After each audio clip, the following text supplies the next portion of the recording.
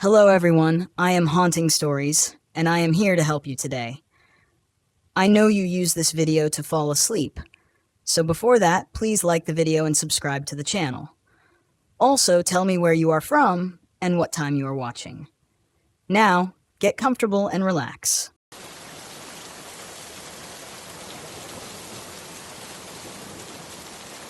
My name's Leona Black, and back in 2017, I decided to take my RV out to the Great Smoky Mountains in Tennessee for a much-needed escape. After years of working as a paramedic in Nashville, I figured some solitude and nature might help clear my head. I wasn't looking for anything fancy, just me, my RV, and the open road. The drive was smooth, the kind that makes you appreciate cruise control and good coffee. I arrived at a quaint little campground nestled between dense forests and winding trails. The air was crisp, tinged with the scent of pine and earth. I parked my RV in a spot that offered a panoramic view of the mountains. As I set up camp, a couple of fellow campers waved hello, a middle-aged couple named Atina and Rooney, who were traveling cross-country. Friendly folks, but I was here for solitude. That evening, I sat by the campfire, poking at the embers while sipping on a cold beer. The stars overhead were a dazzling display, free from the city's light pollution. I thought about the countless nights I had spent rushing through city streets, sirens blaring, and here I was, enveloped in peace. Maybe I should have done this sooner, I mused aloud, chuckling at my own procrastination. The next morning, I decided to explore one of the lesser-known trails I'd heard about from a park ranger, a path that promised waterfalls and maybe even some wildlife sightings.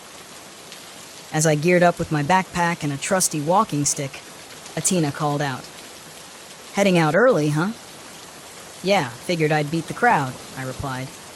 "Be careful out there," Rooney added. "These trails can get tricky."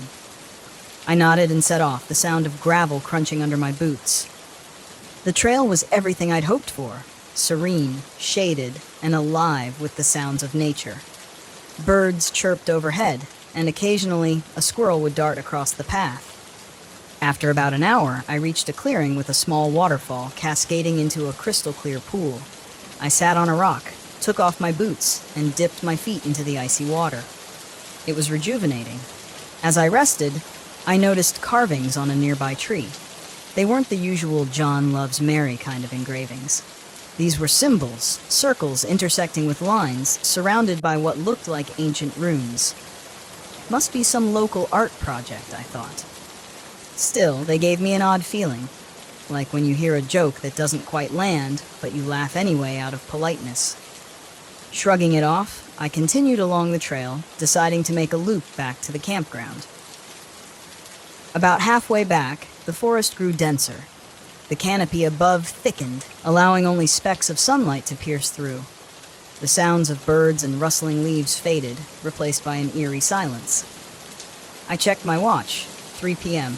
Plenty of daylight left, but the atmosphere felt off. I pressed on, but the path seemed less defined. After another 20 minutes, I realized I wasn't on the trail anymore. "Great job, Albert," I muttered. "First time out, and you get lost." I pulled out my map and compass, trying to orient myself. As I stood there, I heard a rustling behind me. "Hello?" I called out, hoping it was another hiker. No response. Probably just an animal. I decided to keep moving in what I believed was the right direction.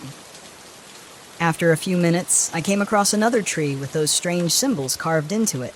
Except this time, there was something else. A crude drawing of a figure. Stick-like, but with elongated arms. Well, that's not creepy at all, I joked to myself, trying to shake off the unease. Maybe some teenagers messing around. I took a picture with my phone, thinking it might make for an interesting conversation later. As I moved forward, the rustling sounds grew more frequent. I felt as if I was being watched. Every so often, I'd catch a glimpse of movement in my peripheral vision, but whenever I turned, there was nothing. "All right, time to head back," I decided, picking up the pace. I retraced my steps, or at least I thought I did. After what felt like an eternity, I stumbled upon a small clearing. In the center was a makeshift campsite. An old tent, torn and weathered, with belongings strewn about. Approaching cautiously, I noticed clothes, a backpack, and even a pair of hiking boots, dust-covered and neglected. I rifled through the backpack, finding a wallet.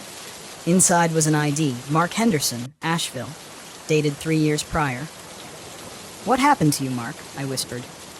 No signs of a struggle, but the place looked abandoned in a hurry. A sudden snap of a twig jolted me upright. I turned to see a man standing at the edge of the clearing. He was tall and gaunt, with unkempt hair and a beard that looked like it hadn't been trimmed in years.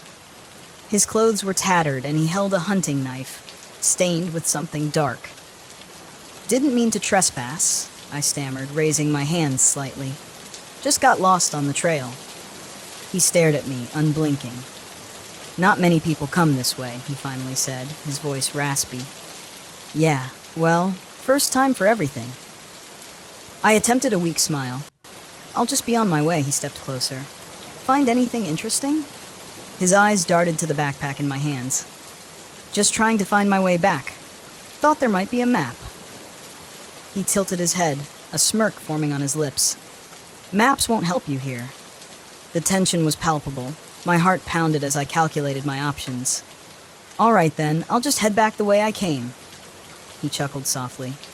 "You city folks are always in such a rush." Without warning, he lunged at me, the knife aimed straight for my chest.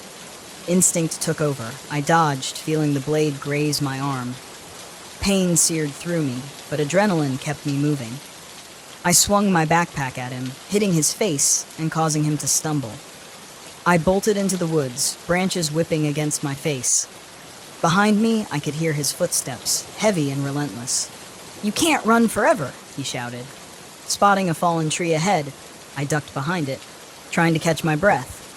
Blood trickled down my arm. The cut was deeper than I'd realized. I tore a piece of my shirt to wrap the wound. The forest was silent again, but I knew he was close. Minutes passed, then a whisper. Why make this difficult? I needed a plan. Remembering my phone, I pulled it out. No signal, of course, but the flashlight function still worked. An idea formed. Picking up a rock, I tossed it into the bushes opposite me. The rustling drew his attention. "There you are," he yelled, moving toward the noise. Using the distraction, I took off in the other direction. The terrain was rough, and my legs ached, but fear pushed me forward. In the distance, I saw a structure, an old ranger station. Salvation. Reaching the building, I found the door locked. Desperate, I smashed a window with my elbow, pain shooting through me, but urgency overriding it. I climbed inside, landing amidst broken glass.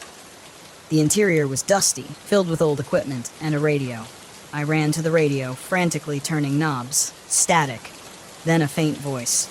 "Park services over." "Hello, this is Leona Black. I'm at." I glanced around for any identifying markers. "An old ranger station near the East Trails. I'm being attacked. Please send help." Before I could get a response, the door crashed open. The man stood there, a wild look in his eyes. "Thought you could hide?" I grabbed a metal rod leaning against the wall. "Stay back." He laughed. "Or what? You'll poke me?" He charged. I swung the rod, connecting with his forearm. He dropped the knife, cursing. Seizing the moment, I tackled him, both of us crashing to the floor. We grappled, his hands clawing at my face. I head-butted him, dazing him briefly. Scrambling to my feet, I grabbed the knife. "Don't make me use this." He sneered. "You don't have it in you." Sirens wailed in the distance, a sound I'd heard countless times but never been so grateful for. His expression shifted to one of panic. "Looks like time's up," I said. He lunged once more, but this time I was ready. I sidestepped and, using his momentum, pushed him into a cabinet. He hit his head and collapsed. Moments later, park rangers burst through the door, guns drawn. "Hands where we can see them." I dropped the knife, raising my hands. "He's the one you want," I said, nodding toward the unconscious man. They secured him, checking his vitals. One of the rangers approached me. "You all right?" "Been better," I admitted, holding my injured arm. As they escorted us out, I noticed other officers exploring the area. Over the next few hours, details emerged. The man was Jacob Miller. a recluse who'd been living off the grid. He was suspected in multiple disappearances over the past few years, hikers who had ventured too far off the beaten path. Back at the campground, paramedics patched me up. Atina and Rooney approached, concern etched on their faces. "We heard what happened. Are you okay?"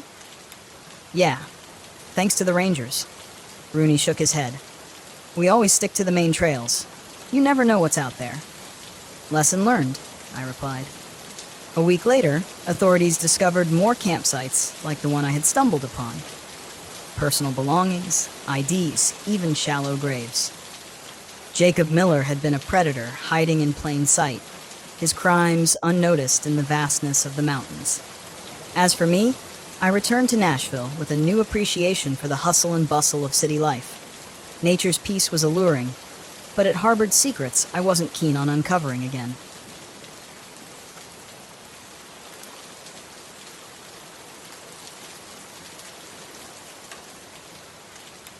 My name is Ricardo Ben, and I'm 39 years old.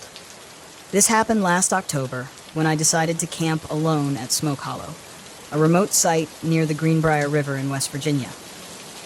I thought it would be a quiet, picturesque trip, a chance to photograph the eerie beauty of an old settlement long forgotten by time. Instead, I barely made it out alive. The idea came to me while scrolling through an article about abandoned places. Smoke Hollow was once a bustling logging village in the late 1850s, but in the early 1950s, its population vanished under mysterious circumstances. All that remained were the ruins of a few homes and a cemetery overgrown with moss and wild ivy. Local legends spoke of ghostly wails echoing through the hollow at night, but I figured those were just stories meant to scare off tourists. I was drawn to the place because it sounded like the perfect subject for my blog, Forgotten Trails. After my divorce, exploring remote and spooky locations became my therapy. Documenting these places filled the empty hours, gave me purpose. I wasn't afraid of being alone. I welcomed it. At least that's what I told myself. The road to Smoke Hollow was narrow and winding, with ancient trees towering on either side. By the time I arrived at the campground, the late afternoon sun was hidden behind thick gray clouds. The place was deserted, except for a lone park ranger at the check-in station. "First time here?" she asked, smiling. Her name tag read Maya Andrews. "Yeah, heard about it online," I said. Maya nodded. "Beautiful spot, but it can be disorienting. Fog rolls in heavy, and the echoes in the hollow can mess with your sense of direction. Stay on marked paths, and you'll be fine." Her words didn't bother me. I'd camped alone before. I smiled, thanked her, and drove to my site near the river. The air was damp and cold, carrying the faint, earthy smell of decaying leaves. I parked my RV, set up my gear, and took a short hike to the cemetery before nightfall. The graveyard was small, maybe 30 headstones, most of them cracked or leaning. One in particular caught my eye. A child's grave, marked Lillian Reed, 1896 to 1904. A small lamb was carved into the stone, worn smooth by time. I snapped a few photos, the sky darkening faster than I expected, and headed back to camp. That night, the fog came in thick and fast, pressing against the RV windows like a living thing. I was reviewing my photos when I heard it, a faint, high-pitched wail cutting through the silence. It sounded like a child crying. I froze, my heart thudding. It couldn't be an animal. It was too human. I turned off the lights and peered outside. The fog distorted everything, but I saw no movement. I told myself it was just the wind and tried to go back to editing. But the cry came again, this time closer. I grabbed my flashlight and stepped outside, shivering in the cold. "Hello?" I called, my voice swallowed by the mist. "Is someone there?" Nothing. Just the river gurgling faintly in the distance. Still, I couldn't shake the feeling that I was being watched. When I went back inside, I locked the door and pulled the blinds shut. It was a long time before I fell asleep. The next morning, I found wet handprints on my RV windows. Small ones, like a child's. My stomach churned. The fog had cleared, leaving the woods damp and muddy, but there were no tracks around the RV, no signs that anyone had been there. Shaking off the unease, I decided to head back to the cemetery. It was brighter in the daylight, though the thick canopy still gave the place a shadowy quality. That's when I noticed something I hadn't seen before. A journal lying partially buried beneath a toppled tombstone. Curiosity got the better of me. I brushed off the dirt and opened it. The faded handwriting belonged to someone named Eleanor Reed, likely the mother of the child whose grave I'd seen. The entries were ordinary at first, mentioning chores and weather. But near the end, they took a darker turn. One passage stuck with me. Lillian hears them at night. The crying children. I thought she was dreaming, but now I hear them too. We must leave, but the forest won't let us go. My hands trembled as I closed the journal. It was just an old story, I told myself. A grieving mother's imagination. Still, I couldn't shake the feeling that something was deeply wrong with this place. That night, the crying returned. Louder. More insistent. I stayed inside, clutching my flashlight. The sound circled the RV as if whoever or whatever it was wanted me to follow. I fought the urge to look. Then the generator failed, plunging me into complete darkness. I scrambled for my backup lantern, fumbling with the switch. When it flickered to life, I saw them. Small, wet footprints, leading from the door to the far corner of the RV. My breath caught. The crying had stopped, replaced by faint, rapid tapping on the windows. "Go away," I whispered, backing into a corner. The tapping grew louder, frantic. Then, silence. And somehow that was worse. I felt trapped, as though the darkness itself was closing in, suffocating me. I didn't sleep at all. By morning, I was exhausted and desperate to leave. But when I stepped outside, my heart sank. Deep scratches raked across the RV's exterior. The tires were slashed, rubber shredded like paper. I was stranded. I decided to hike back to the cemetery, hoping to find a clue in Eleanor's journal, or at least distract myself. But the path felt different this time. Unfamiliar. The trees seemed to shift around me, their branches reaching like skeletal hands. I stumbled into the clearing, and my blood ran cold. A figure stood by Lillian's grave. At first, I thought it was a child, but something about its proportions was wrong. Its arms were too long, its head tilted unnaturally to one side. It turned toward me, and I saw its face, hollow eyes, a wide, dripping grin. Water pooled around its feet, soaking the earth. I couldn't move. It opened its mouth, emitting a guttural, inhuman wail that echoed through the trees. My legs finally obeyed. I ran. The sound chased me all the way back to the RV. That night, the entity attacked. It battered the RV, its cries deafening. The windows rattled, the walls creaked. I remembered the journal's warning. The forest won't let us go. But it wasn't the forest. It was this thing, this embodiment of grief and rage. Desperate, I turned on my phone and played a voice recording I'd taken of Maya's advice. Stay near the marked paths. Her calm, human voice cut through the chaos like a beacon. The entity recoiled, its form flickering. I grabbed the journal, clutching it like a talisman, and shouted, "Lillian, stop! You're free!" The wailing stopped. The air grew still. For a moment, I thought it was over, until I heard a soft, wet laugh behind me. I ran. I didn't stop until I reached the main road, the RV abandoned behind me. A passing car picked me up, and I barely managed to explain what had happened. When we passed Smoke Hollow, I saw it. The figure, standing in the fog. Its hollow eyes followed me. I never went back. The photos I took were strange, blurry, distorted, as though the camera couldn't quite capture the truth. But one image haunts me most. A figure standing by Lillian's grave, its face staring straight into the lens.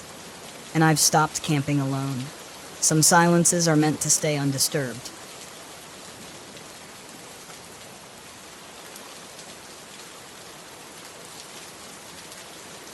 My name's Paul Feeder, and this happened to me in 2016 at Lassen Volcanic National Park in California.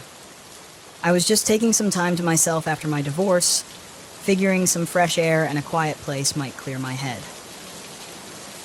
Even though an RV trip wasn't exactly my go-to, I had no idea what I was getting myself into. I pulled up near a trailhead by Lake Helen, a remote spot with only the sound of boiling mud pits and the occasional hiss from a feral animal somewhere off in the distance. I was all set to spend a quiet night out here, far from anyone I knew, and with no cell service to pester me about work. Little did I know, some alone time would be the last thing I needed. The first hint of trouble started around dusk. I was setting up a little campfire, planning to roast a few marshmallows and call it an early night. That's when I saw him, just a figure on the opposite side of the lake, about 300 yards out, staring straight in my direction. He was a guy in worn-out denim overalls, no shirt, and a hat that looked like it had been through more than one rainstorm. Nothing too strange at first, just a camper a little farther off. But he didn't move for a good 10 minutes. He stood there, hands hanging at his sides, and just watched.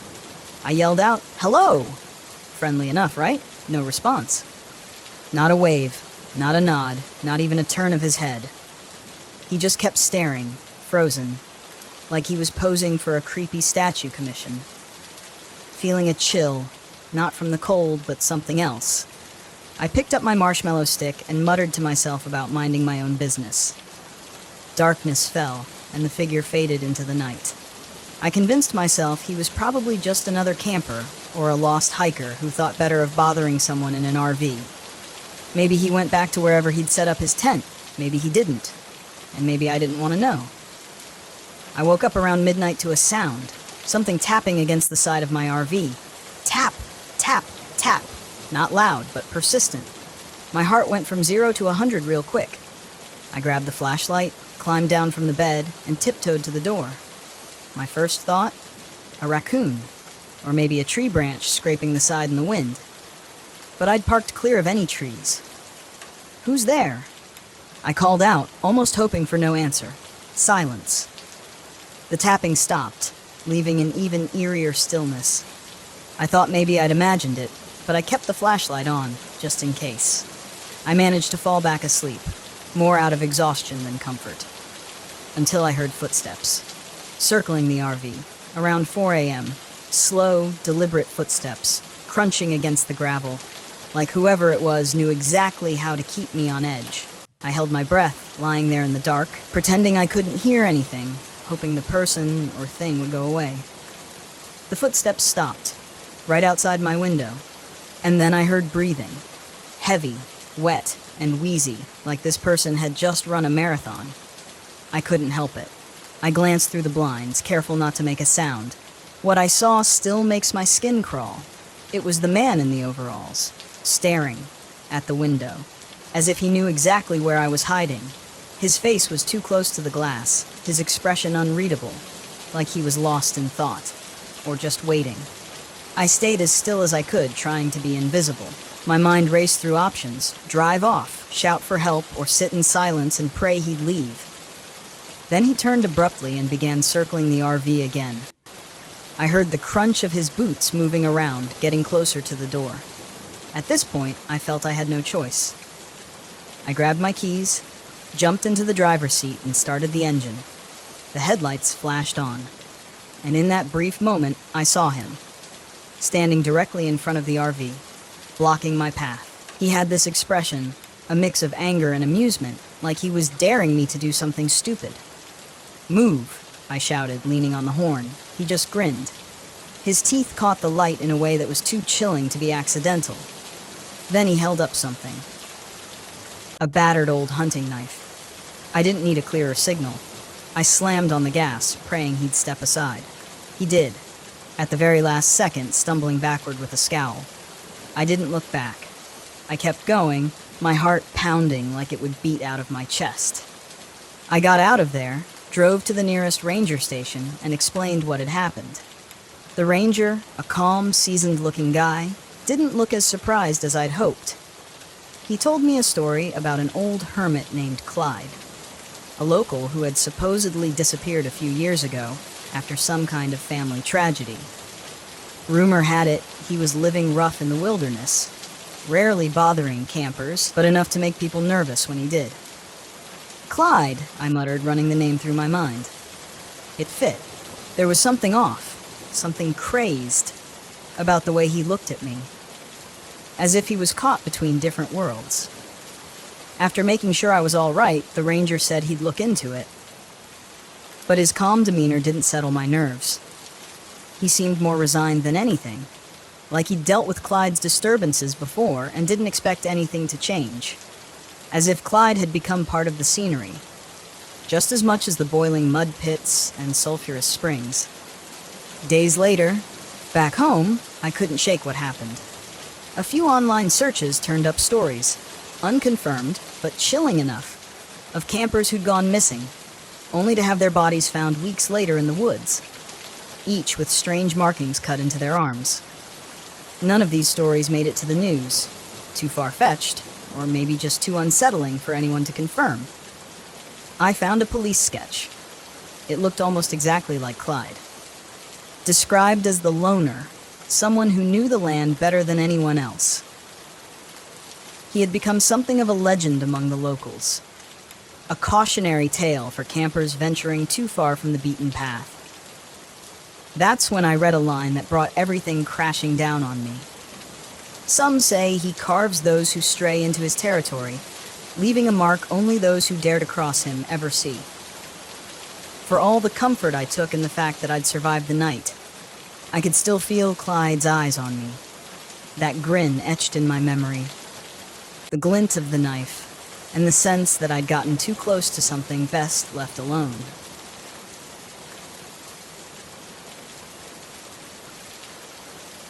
The fog was thicker than I'd expected. I pulled my RV into a secluded clearing in Pisgah National Forest and stepped out into the damp air, the scent of wet earth heavy in my nose. Everything was muffled, as though the forest was holding its breath. The trees were shrouded in mist, their trunks fading into the gloom, and the trail I had heard so much about was hidden somewhere out there, waiting for me. I had come here to find something unique. My vlog had been stagnating, and I needed a fresh angle.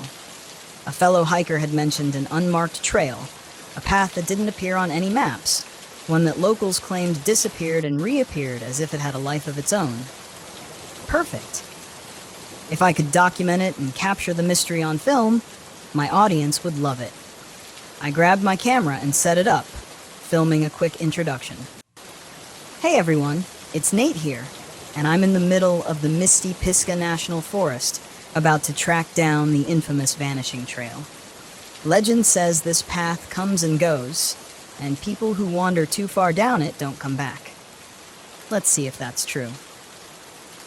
I packed up my gear and set off into the fog. The forest was silent, the only sound my boots crunching on the damp leaves. I had a GPS in my pocket just in case, but I didn't plan to use it unless things got really bad. I wanted to go off the grid, find this mysterious trail, and see if there was any truth to the rumors. I had always been a skeptic. Ghost stories and folklore were fun to tell around a campfire, but not much else. As I walked, the fog thickened, swallowing the trees. It clung to my skin, cold and heavy. It wasn't long before I found the first strange marker, a stone slab jutting from the ground, its surface covered in symbols. Strange, spiraling shapes that didn't resemble any language I knew. I filmed it, speaking into the camera as I described the find. This looks like something from an old burial ground, but there's no mention of this on any maps. Really makes you wonder what else is out here, hidden beneath the fog. I kept moving, the trees closing in tighter. The trail I was following grew fainter, more overgrown, until it was little more than a game trail, barely wide enough to follow. I pushed forward, keeping my camera rolling, but after another hour of hiking, the trail simply vanished. One moment, there had been a clear path. Now it was gone, swallowed by the forest. The mist curled around the trees, thick and almost suffocating. But I was certain I had been on the right trail. I checked my GPS, but the signal flickered weakly. The screen showed that I was in the middle of nowhere. No path, no landmarks, just a blank screen with a blinking dot. Me, standing alone in the fog. Okay, I muttered. You've dealt with worse. I turned back the way I had come, but the forest looked different now. The trees seemed closer together, the undergrowth denser. The fog was disorienting, and I had to rely on instinct to retrace my steps. The GPS was useless. I kept walking, scanning the ground for signs of the trail, but there was nothing. A creeping unease settled over me. That's when I heard it. Footsteps. Not mine. I froze, listening. The sound came from deeper in the forest. Slow, deliberate footsteps crunching on the leaves. I turned, scanning the fog, but there was nothing, just the swirling mist. Then, out of the gloom, a figure emerged. An older man, his clothes tattered and damp, his eyes wide and vacant. "Hey," I called, my voice echoing through the stillness. "You lost too?" The man looked at me for a moment, then shuffled forward. Something was off. His clothes were torn, his face pale, and there was a distant look in his eyes, like he wasn't entirely there. "I've been walking for days," he said, his voice hoarse. "The trail, it keeps changing." "Are you okay?" I asked, stepping toward him. He shook his head. "No one's okay out here." I frowned, a cold knot of fear tightening in my stomach. "What do you mean?" "The trail, it moves. I've seen it, watched it disappear and reappear. It's not just a path, it's the forest. It doesn't want us to leave." I stared at him, my mind racing. This guy was either delirious or onto something. Either way, I didn't like the way he was talking. "Look," I said, pulling out my GPS. "We can find our way back." The man glanced at the GPS, then back at me. "It won't help. The forest is messing with it." I didn't believe him. I couldn't. I was a rational guy, and this was just a forest. I'd get us back to my RV, get him some help, and be done with it. But as we walked, things got stranger. The mist thickened, wrapping around the trees like a living thing. The forest seemed to shift with every step. What had been an open path a moment ago was now choked with brambles. When I looked back, the trees seemed to loom closer, twisting into unfamiliar shapes. The man, whose name I learned was Eli, grew more agitated with every passing minute. "It's watching us," he muttered. "It knows we're here." "Who's watching?" I asked, growing impatient. "The forest," he said, his voice barely a whisper. "It's alive, and it's been here long before we were." I ignored him, focusing on the GPS, but even that was failing me. The screen flickered, the signal cutting in and out. At one point it showed me standing on a clear path, but when I looked up, there was nothing but trees. Thick, twisted trees that looked like they had grown there for centuries. We kept walking, the fog growing thicker, pressing in on us. The air felt heavy, almost suffocating, and then the whispers started. Faint at first, like the wind through the leaves, but then more distinct, voices calling out from the mist. "Nate." I froze, my heart hammering in my chest. "Did you hear that?" I asked. Eli nodded, his eyes wide. "It's calling us. The forest." I tried to shake it off, to tell myself it was just the wind, but deep down I knew that wasn't true. The voice had spoken my name. We came across a backpack tangled in the branches of a tree high above our heads. It was old, covered in dirt and torn, but when I climbed up to retrieve it, I found fresh supplies inside. Water, food, like someone had packed it yesterday. A chill ran down my spine. How had it gotten there? Eli was growing more paranoid, his eyes darting around as though he expected the trees to come alive at any moment. "We need to leave," he kept saying, "before it's too late." We pushed forward, but know which direction we went, we ended up back where we started. The fog seemed to pulse with an unnatural energy, the whispers growing louder. Then, without warning, Eli was gone. I turned around and he was just gone. The forest had swallowed him whole without a sound. I called out his name, but there was no response, only the dense mist pressing in on me. Panic set in. I was alone, lost in a forest that didn't want me to leave. The GPS was useless, and my camera flickered, showing distorted footage of things I hadn't seen. Shadows moving in the trees, figures lurking just out of sight. I started running, my breath coming in sharp gasps. The trees twisted and shifted around me, the fog so thick I couldn't see more than a few feet ahead. Every time I thought I'd found a way out, the forest closed in, trapping me in a maze of branches and brambles. The whispers were louder now, calling my name over and over. My camera caught glimpses of movement, dark figures shifting through the mist, vanishing before I could focus on them. I didn't know what was real anymore. The forest seemed to warp around me, bending reality to its will. Then, just as suddenly as it had begun, the fog broke. I stumbled out of the trees and found myself back at my RV. The mist lingered at the edge of the forest, but it didn't follow. I didn't wait. Grabbing my keys, I threw my gear into the RV and drove off, my hands shaking on the wheel. I didn't stop until I was miles away, the forest a distant memory in the rearview mirror. Back home, I reviewed the footage. I expected to see the horror I'd witnessed, the proof of the vanishing trail and the strange, shifting forest. But the videos showed nothing. The trail looked normal. The mist wasn't as thick. And Eli wasn't in the footage at all. It was like he had never existed.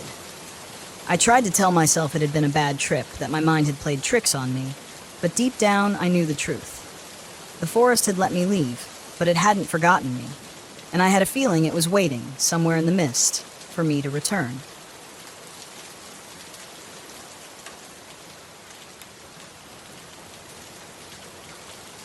I never wanted to take the job.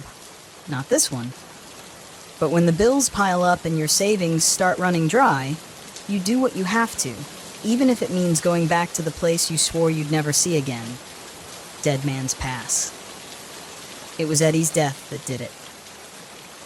15 years ago, I lost my brother on that road. His rig skidded off a curve and plunged into the canyon. I was driving a mile behind him when it happened, watching the whole thing unfold through my windshield like a damn nightmare in slow motion. I've never been the same since. I never could forgive myself for not doing more, for not being there to help.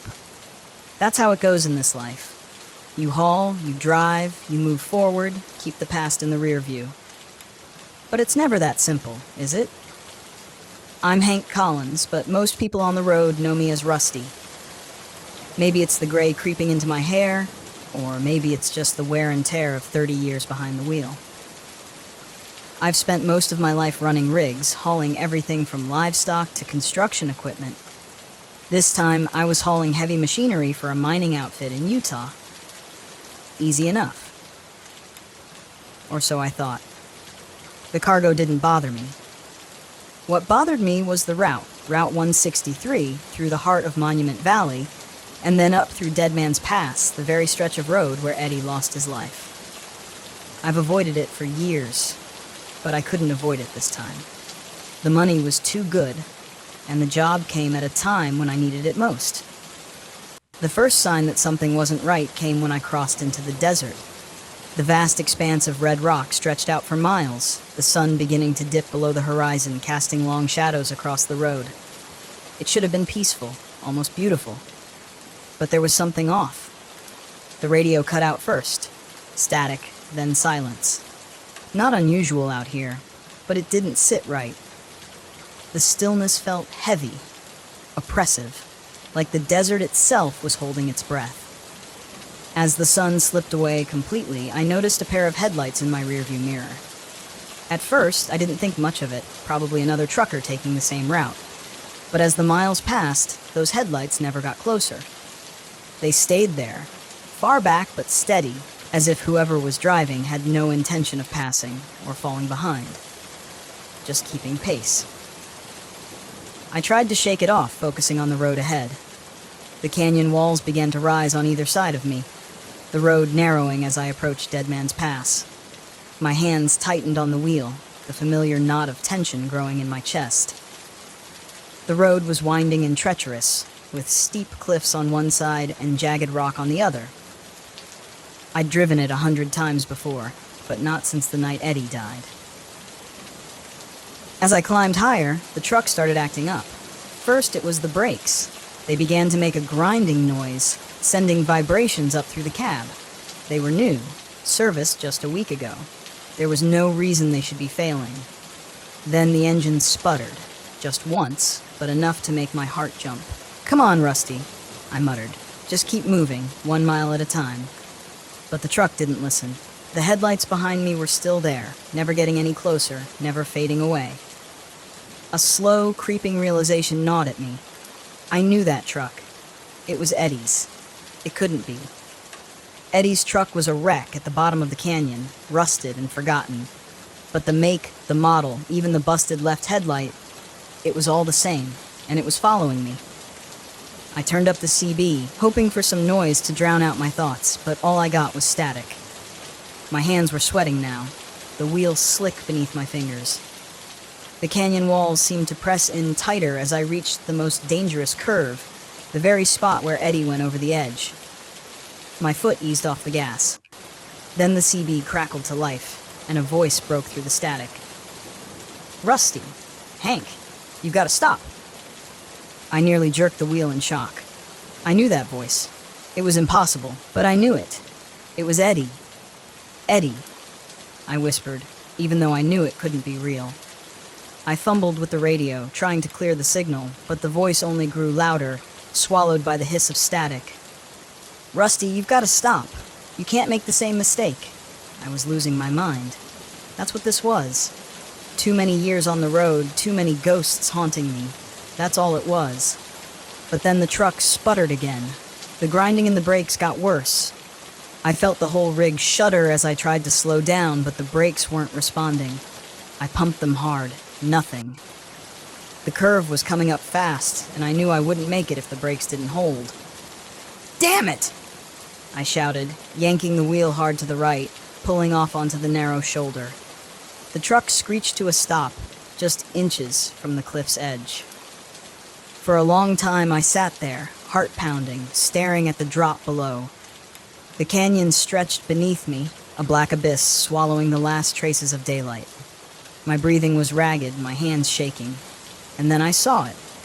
Eddie's truck was still there, sitting on the road behind me, headlights glowing dimly through the dust. But now I could see it wasn't just a truck. The rig was mangled, twisted, just like it had been after the accident. The front end was smashed in, the cab crumpled, the windshield shattered. And standing next to it was Eddie. I blinked, rubbed my eyes, but he didn't disappear. He was there, as clear as day. His face was pale, gaunt, eyes hollow. But it was him. He was looking right at me. I stumbled out of the cab, my legs shaking beneath me. I didn't know what I was doing, didn't know what I expected to happen, but I had to get closer. I had to see Eddie. My voice cracked as I took a step toward him. How are you?" He didn't speak, just stared at me with those hollow eyes. Then slowly he raised a hand, pointing down the canyon. I followed his gaze, my heart pounding in my chest. That's when I saw it. The wreckage of his truck lying at the bottom of the canyon, just as it had been all those years ago. "No," I whispered. This can't be real." Eddie's voice echoed in my mind, though his lips didn't move. "You gotta stop, Rusty. You gotta stop running." I fell to my knees, the weight of everything crashing down on me. I had run from this for so long, buried it deep, but now there was no escaping it. Eddie wasn't here for revenge. He wasn't here to haunt me. He was here because I had never let him go. "I'm sorry," I choked out, tears burning my eyes. "I'm sorry, Eddie. It was my fault. I should have listened. I should have stopped." The wind howled through the canyon, and for a moment it sounded like Eddie was speaking again, but this time it wasn't a warning. It was forgiveness. "I never blamed you, Rusty," his voice whispered, softer now, like it was being carried away by the wind. "But you've got to forgive yourself." The headlights of Eddie's truck flickered once, then went out. The figure standing beside it began to fade, dissolving into the dust and shadows of the canyon. And then he was gone. I sat there on the edge of the road, staring down into the canyon where my brother's truck had fallen. The air was still, the only sound the soft hum of the desert wind. I didn't know how long I sat there, but when I finally got to my feet, something had shifted inside me. The guilt was still there, but it wasn't crushing me anymore. It wasn't tearing me apart from the inside. I could breathe again. I climbed back into the cab and started the engine. The truck roared to life, and the brakes responded this time, smooth and steady, as I pulled back onto the road. I glanced in the rearview mirror one last time. There was nothing there, no truck, no headlights, just empty miles of desert behind me. I smiled a sad, tired smile. It was time to stop running. Time to go home. As I drove through Dead Man's Pass, the echoes of the past faded into the night, leaving only the road ahead.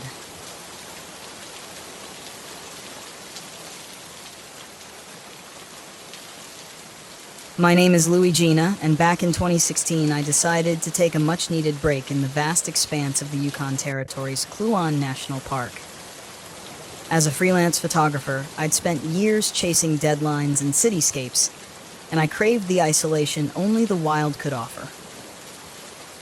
So I packed up my RV and set off, eager for a solitary adventure amid glaciers and mountain peaks.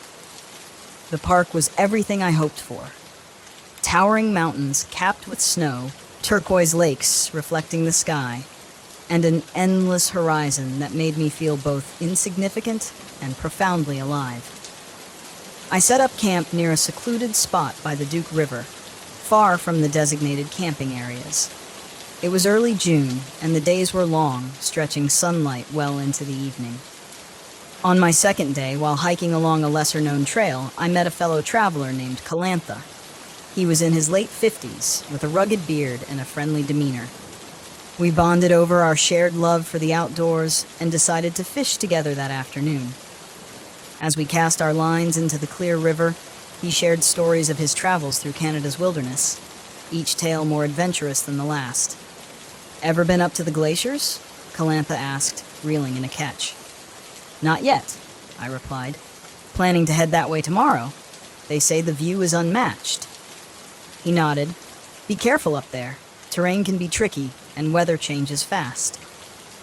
As evening approached, we parted ways. He was heading back to his campsite a few miles upstream, and we made vague plans to meet again. I returned to my RV, cooked a simple meal, and settled in with a book. The silence of the wilderness was a balm to my urban-weary soul. The next morning, I decided to explore the area near the glaciers as planned. The hike was strenuous but rewarding. The air was crisp, and the landscape shifted from dense forest to rocky inclines dotted with wildflowers. By midday, I reached a vantage point that offered a breathtaking view of the ice fields. While setting up my camera for a panoramic shot, I noticed something unusual through the lens, a flicker of movement far off across the glacier. Zooming in, I saw what looked like a group of people trekking, which was odd given the remoteness of this area. They moved in a staggered line, hauling large backpacks. Curiosity piqued, I decided to get a closer look. As I descended toward the glacier, I stumbled upon a narrow path that seemed to lead in their direction. The trail was marked with fresh footprints and grooves, as if heavy equipment had been dragged through recently. An uneasy feeling settled in my stomach, but I brushed it off as overactive imagination. About an hour later, I came across a small, makeshift camp tucked into a hollow between ice formations. There were tents camouflaged with white tarps, crates stacked haphazardly, and the faint smell of diesel fuel in the air. Hiding behind a ridge, I observed the scene. Men were unloading containers and carrying them into a crevasse that seemed to open into the glacier itself. Suddenly, a hand clapped on my shoulder. I spun around to face Calantha, his expression stern. "What are you doing here?" he whispered harshly. "I could ask you the same," I retorted, confusion mixing with alarm. "You shouldn't be here, Louis. This isn't a place for tourists," he said, his eyes darting nervously back toward the camp. Before I could respond, voices echoed from the camp. A group of men was heading our way, speaking in hushed tones. Calantha grabbed my arm and pulled me behind a boulder. "Listen to me carefully," he said urgently. "These people are dangerous. You need to leave now." "Who are they? What's going on?" I demanded. He hesitated before answering. "They're smugglers, trafficking illegal goods across the border using the glacier tunnels." My heart raced. "Are you involved in this?" "No," he insisted. "I'm with the RCMP, undercover. I've been tracking them for months." The voices grew louder. Shadows stretched as the men approached. Calantha pressed a finger to his lips, signaling me to stay silent. Just then, a sharp crack echoed through the air. A gunshot. We both ducked instinctively. Chaos erupted as the smugglers scattered, shouting orders in a mix of languages. Calantha pulled a handgun from under his jacket. "Stay behind me," he ordered. Before we could move, two men rounded the boulder, rifles raised. Calantha fired swiftly, hitting one in the shoulder. The other lunged at him, and they grappled fiercely. I watched in stunned disbelief as they fought, the smuggler's knife glinting dangerously. Seizing a rock from the ground, I struck the attacker on the back of the head. He crumpled, and Calantha pushed him aside. "Thanks," he muttered. "We have to destroy their stash and call for backup." We made our way toward the camp cautiously. The area was deserted. The smugglers had either fled or were regrouping. Inside one of the tents, we found crates filled with weapons and packets of white powder, drugs meant for distribution. "Help me with this," Calantha said, dousing the crates with gasoline from a nearby canister. We set the camp ablaze, flames licking up toward the sky. The smoke would be a signal, but also a beacon for any remaining smugglers. As we retreated, gunfire erupted again. A bullet whizzed past my ear, and we took cover behind an ice wall. "They're not letting us leave easily," I shouted over the noise. Calantha radioed for assistance, but the mountainous terrain interfered with the signal. "We need to get to higher ground." We sprinted toward a ridge, bullets striking the ice around us. Reaching a plateau, Calantha tried the radio again. This time, he made contact. "Officer down. Need immediate extraction at Glacier Point," he reported. A helicopter's distant rotor became audible, but the smugglers were closing in. One of them caught up, tackling me to the ground. We struggled, his hands tightening around my throat. Spots danced before my eyes as I gasped for air. Calantha intervened, pulling him off me and subduing him with a well-placed blow. "Come on, we're almost there." We reached an open area just as the helicopter appeared over the horizon. Relief was short-lived. A group of smugglers stood between us and rescue. Outnumbered and low on options, we prepared to make a stand.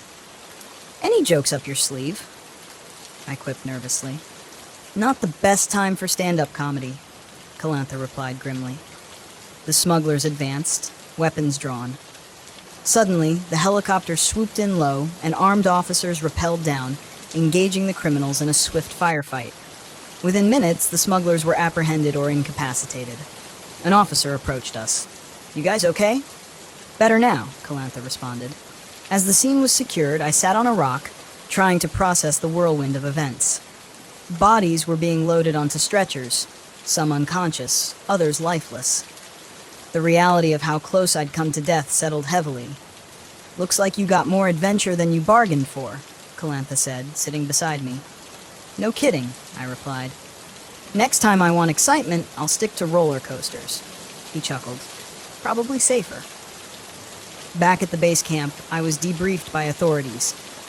They took my statement and advised me to keep the details confidential due to the ongoing investigation. As evening fell, I finally returned to my RV, exhaustion pulling at every muscle. The following day, I decided to leave the park. The allure of solitude had been overshadowed by the stark dangers I had never imagined. Before departing, I did some research at a local library. Curious about the operation I had stumbled upon, I discovered that the smuggling ring had ties to a larger criminal network operating along the Canada-US border. They used remote wilderness areas to move contraband, exploiting the challenging terrain to evade law enforcement.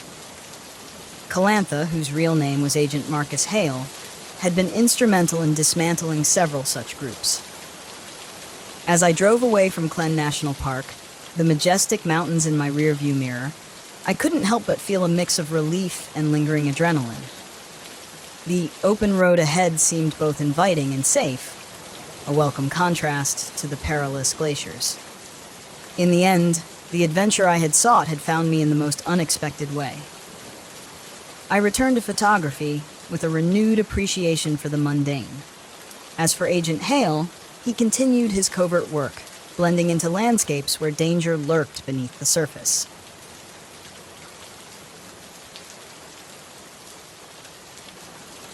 It had been 5 months since the divorce was finalized, and I was still trying to wrap my head around it. The life I had imagined, the woman I thought I would grow old with, it was all gone. That's why I decided to take the RV out to Mount Hood National Forest for a long weekend. I needed to get away from everything. No people, no reminders, just me and nature. My therapist said it would be good for me to clear my head and reconnect with something that didn't remind me of failure. Honestly, I didn't know if it would work, but I had to try something. If I stayed home, I would have just drowned myself in the silence of my empty apartment. This trip, I told myself, would be different. I could handle the quiet out here. I arrived in the late afternoon, pulling the RV into a spot near Timothy Lake. It was a beautiful area. Tall Douglas firs surrounded the lake like silent sentinels, the water reflecting the sky like a mirror. There were no other campers nearby, which was exactly what I wanted. Solitude. I parked, shut off the engine, and took a deep breath. The air was cool, crisp, with that faint scent of pine needles. Perfect. For a moment, I thought I could finally breathe again. After setting up a small campfire, I sat back in my foldable chair, staring at the fading light over the mountains. The only sound was the crackle of the fire and the occasional rustle of leaves in the breeze. Peace, that's what I needed. But as the sun dipped lower, the quiet became overwhelming. There was no wind now, no rustling, no animal sounds. Just me, sitting in a bubble of silence. I checked my watch. It was just after 7 p.m. That's when I noticed it. It was too quiet. The forest around me, which should have been alive with the sounds of birds and insects, was dead silent. At first, I figured it was just a lull, but as the minutes dragged on, the silence pressed down on me like a weight. I could hear the blood pumping in my ears, the soft crunch of every movement I made in my chair. It was like the whole forest was holding its breath. I shrugged it off. Maybe this was what true isolation felt like. No noise, no distractions, just me and my thoughts. But then, out of the corner of my eye, I saw movement between the trees. It was subtle, a shadow slipping between the trunks, just far enough away that I couldn't get a good look. I froze, squinting into the woods. The firelight flickered, casting long shadows that played tricks on my mind. I scanned the tree line, waiting for the shadow to return, but saw nothing. The trees stood still, their branches unmoving in the dead air. Must be a deer, I muttered, forcing myself to relax. The wind picked up briefly, rustling the leaves. I sighed, relieved to hear some kind of noise again. I grabbed a few more logs and threw them onto the fire. The crackling wood was comforting, a reminder that I wasn't completely alone. I told myself I was just on edge from being out here, alone, with too much time to think. After eating a quick meal, I decided to call it an early night. The silence was getting under my skin, so I climbed into the RV, locked the door behind me, and settled into the small bed in the back. My phone had no signal, of course, but I wasn't planning on talking to anyone anyway. I lay there, staring at the ceiling, trying to let my mind go blank, but the silence didn't let me rest. The RV was soundproofed, but even then I felt like something was missing. No crickets, no owls, nothing. Just the absence of sound. I felt trapped inside my own head. Every little shift of the mattress or rustle of my blanket amplified in the quiet. Eventually, I drifted off. Sometime in the middle of the night, I woke up with a start. I wasn't sure why at first. There hadn't been any loud noises or nightmares, just silence. But something was wrong. My skin prickled with unease. I sat up, rubbing my eyes, and glanced around the RV. The windows were fogged up, and the air felt heavier, somehow oppressive. I heard something outside. No, that wasn't right. I heard nothing outside. I swung my legs out of bed and stood, listening closely. It was the strangest sensation, like my own breathing was distant, muffled, as though I wasn't entirely in my own body. I moved toward the window and wiped away some of the condensation with my sleeve, peering into the blackness beyond the RV. For a long time, I saw nothing, just trees and shadows, and then movement. This time, I was sure. A figure stood at the edge of the clearing, just barely visible in the moonlight. Tall, unnaturally still, like it was waiting for something. My heart leapt into my throat as I strained to see more clearly. It didn't move, just stood there, watching. "Hello," I called, my voice shaky. The figure didn't respond. I backed away from the window, heart pounding, my mind racing. Was it another camper? Some kind of ranger? No, there was no way anyone would be out here this late without a sound. I checked the door. It was still locked. Good. But I felt exposed, vulnerable, knowing that whatever was out there was watching me. I grabbed the flashlight and shined it out the window, sweeping the beam across the clearing. The figure was gone.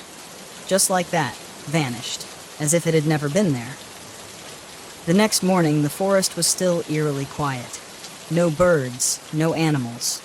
Just the constant oppressive silence. I tried to shake off the unease from the night before, but it clung to me like a wet blanket. I told myself I was just paranoid, that the solitude was messing with my head, but something about the way the air felt today, something was off. I decided to take a short hike to clear my mind, hoping that getting out of the RV would make me feel better.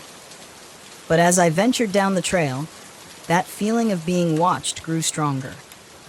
Every few minutes, I'd glance over my shoulder, expecting to see someone or something behind me, but the trail was empty. That's when I saw it again. A figure, this time in the distance, standing between the trees just off the trail. It was the same one from last night, tall, gaunt, and still. My heart hammered in my chest as I squinted, trying to make out more details. But before I could move, it slipped behind the trees and disappeared. I ran toward the spot where I'd seen it, my boots pounding against the damp earth. When I reached the trees, there was nothing. No footprints, no broken branches. Nothing to show that anyone had been there at all. I stood there, catching my breath, feeling the silence pressing down on me like a vice. That's when I noticed something strange. The forest around me was completely still. Even my footsteps had stopped making noise. I stomped my boot on the ground, but I heard nothing, not even the crunch of leaves beneath my feet. Panic surged through me. I clapped my hands together. Nothing. No sound. My breathing was shallow, frantic, but it was like I was listening to it from far away. The world had gone completely, impossibly silent. And then I saw them, not just one figure, but several, moving between the trees. Their bodies blended with the shadows. They were everywhere, circling me in complete silence. My heart raced, but I couldn't hear it. I couldn't hear anything. I ran. I didn't know where I was going, just that I needed to get away. My legs felt heavy, every step muted, like I was running underwater. The forest shifted around me, the trail disappearing into the thick fog that had rolled in, disorienting me further. Somehow I made it back to the RV. I slammed the door shut, locking it, my breath coming in ragged gasps, but still no sound. I grabbed my phone, hoping to call for help, but it was useless. The screen flickered, the GPS spinning in circles. I was trapped. For the next few hours, I stayed inside the RV, pacing back and forth, trying to calm myself down, but the silence never lifted. I couldn't even hear my own thoughts anymore, just the crushing weight of nothingness. And then, as the light began to fade, I saw them again, the silent ones. They were standing in a circle around the RV, their faces blank, their eyes hollow. There were no features, no mouths, just smooth skin where their faces should have been. They stood perfectly still, watching me through the windows, their bodies unnervingly thin and elongated. I banged on the window, screaming, but of course, no sound came. They didn't flinch, didn't move. They just stared, waiting. Desperation clawed at me. I couldn't stay here. I needed to leave. But the RV wouldn't start. Every time I tried, the engine sputtered and died as if something was draining the life out of it. I grabbed a flashlight and opened the door, stepping outside. The silent ones didn't move, didn't react. But as I walked toward them, the air grew colder, the silence even more oppressive. My footsteps made no sound. My breathing was barely there. I felt a hand on my shoulder and spun around, expecting to see one of them behind me. But there was nothing, just the fog swirling around me and the figures waiting in the distance. In that moment, I realized what they wanted. They weren't going to kill me. No, that would be too simple. They wanted me to join them, to become one of them. The silence wasn't just the absence of sound. It was a part of them, and it was seeping into me, stealing my voice, my thoughts, my very sense of self. And if I stayed here much longer, I knew I would lose everything. I don't remember how I made it out. The next thing I knew, I was driving far away from the campsite, from the silent ones. The sound of the engine, the tires on the road, it was all faint, like I was still caught in their grip. But at least there was something. A reminder that I hadn't completely disappeared into that silence. It's been weeks since I got back, but I can still feel it. The quiet follows me, lingers in the corners of my apartment. Sometimes when I'm lying in bed at night, I can feel their eyes on me, watching, waiting. And I know that one day, they'll come for me again. This time, I won't be able to run.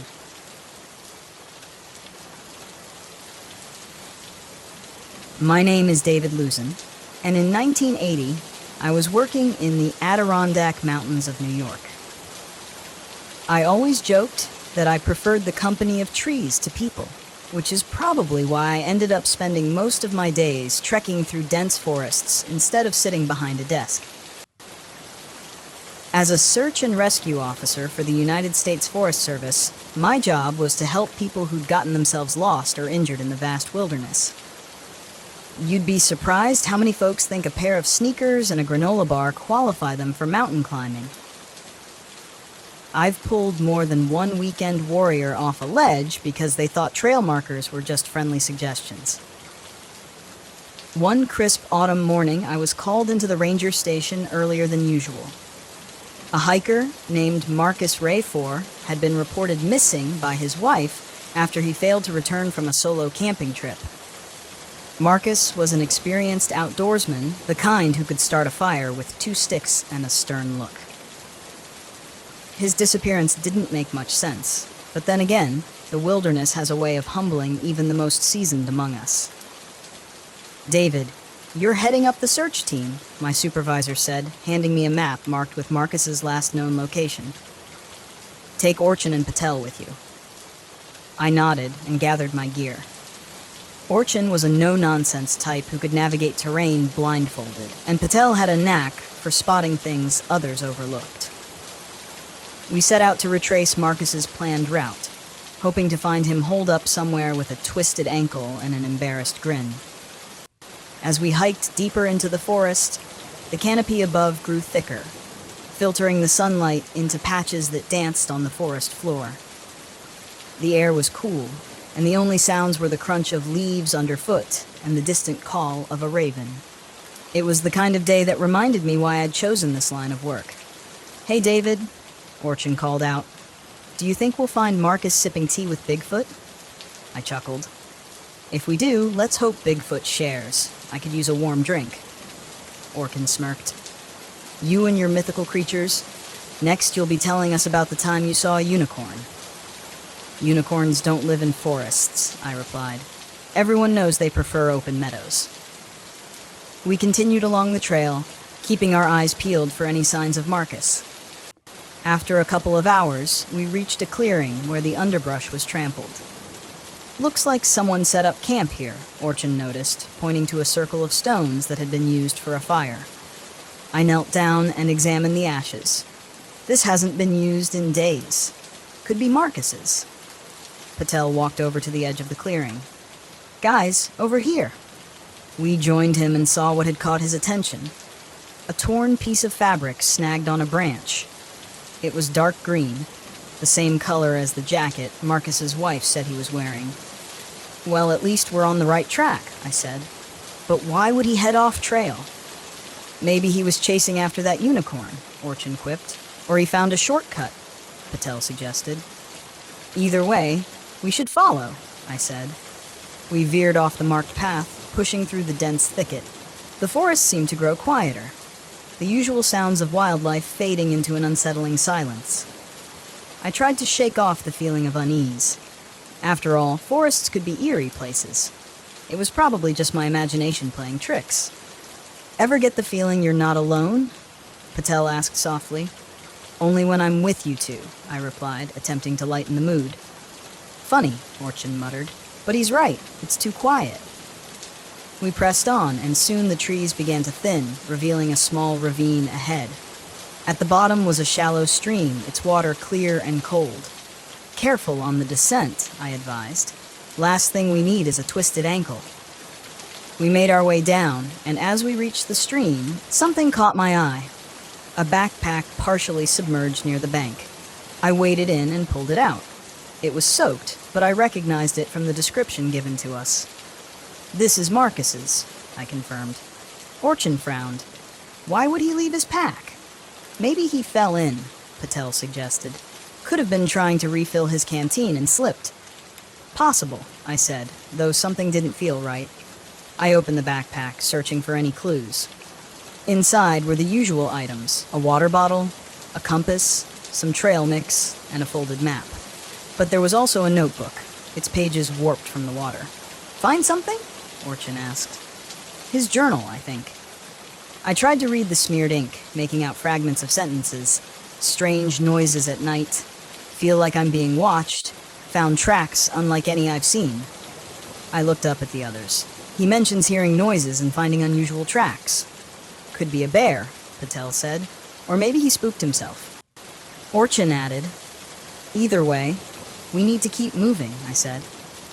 We crossed the stream and climbed the opposite bank. The terrain grew steeper, and the trees became twisted, their branches gnarled like arthritic fingers. The sky overhead was starting to cloud, casting shadows that seemed to shift and move. Looks like rain, Patel noted.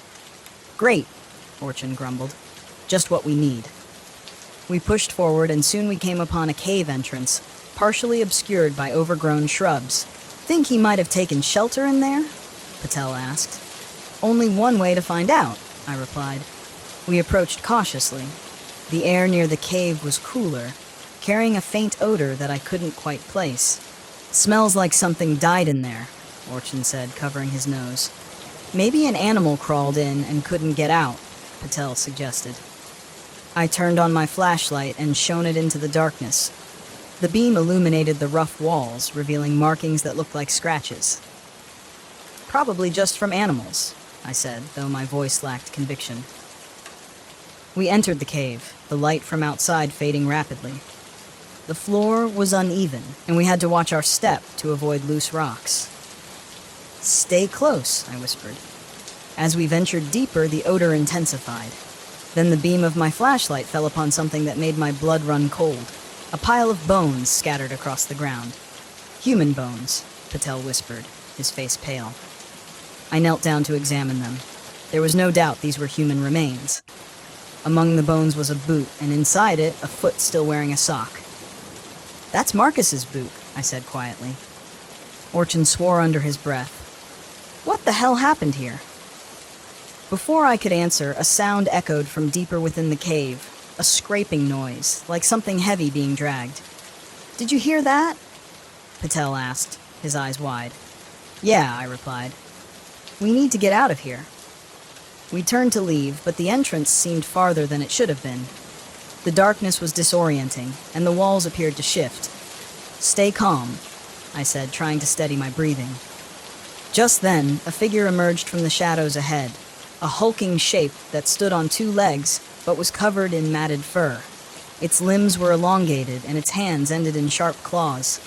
The face was almost human, but distorted, with a jaw that hung unnaturally low. What is that? Orchin gasped.